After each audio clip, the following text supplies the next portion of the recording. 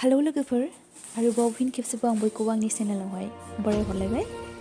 ओमफ्राय आं दाख्लै होनखादोंमोन आंनि लोगोनि हाबानि ब्लग भिडिअ फैगोन होननानैहाय ओमफ्राय दा आं बेखौनो बानायदोंमोन बानायनाया बेखौनो नोंसोरजोंहाय शेयार खालामसै दा नै जों थांनो ओंखारबाय बेनो आरोना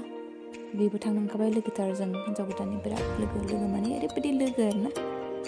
नांलायोबो एसे मालाबा माने राखाब जोंलायलायो थांगासिनो दं जों दा जों थांगासिनो दं लोगोफोर ओमफ्राय जों दा क'क्राझारनि फ्लाइअभार मोनबाय ओमफ्राय हिन्जाव गोदाननि गामियाहाय कुसुगाव गाम्बारिबिल फाथाखाथा आरोना दतमा खाथियावहाय दतमा बारनानै आरोना एसे गोजानानो जायो जों दा थांबाय थांनोसै होमबा नायलांबाय थादो लोगोफोर जोंनि बे क'क्राझारनि भिउखौबो एसे ओमफ्राय हिन्जाव गोदानाहाय अबेहाय मावो बेखौबो आं खोन्थानोसै हिन्जाव गोदानाहाय सेन्ट आन्स कलेजाव मावो आरोना क'क्राझारावहाय सेन्ट आन्स मोनसे कलेज दङ प्राइभेट जुनियर कलेज दङ बाहाय मावो आरोना इडुकेसन डिपार्टमेन्टावहाय गोबावसै बियो बाहाय मावनायाहाय ओमफ्राय होमबा नायलांबाय थादो लोगोफोर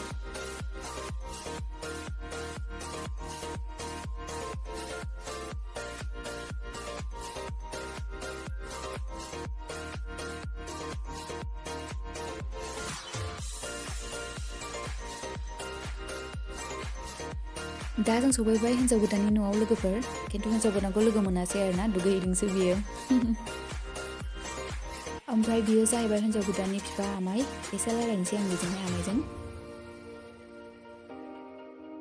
माथो नों थाङालाय हिन्जाव गोदाना बैहाय हिन्जाव गोदाननो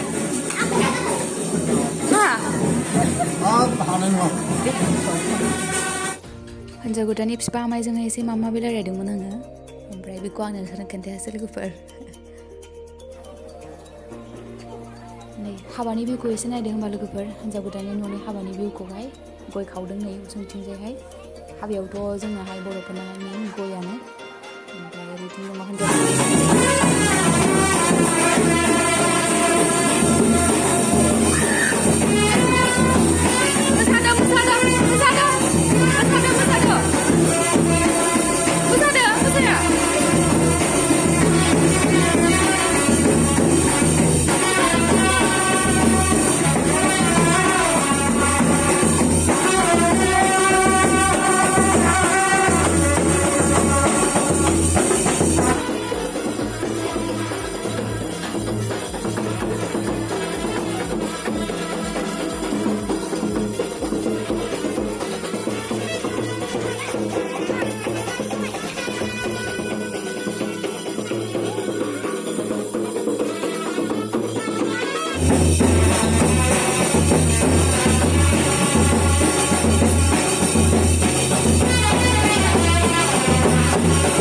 हिन्जाव गोदानाहाय दुगैनानै फैबायनो लोगोफोर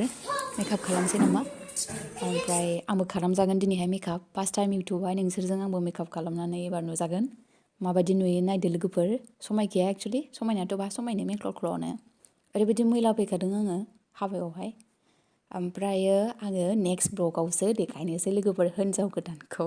नेथ'बावदो अननानै प्लिज गोजोन्थों आंनि बे ब्लगखौ नायनायनि थाखाय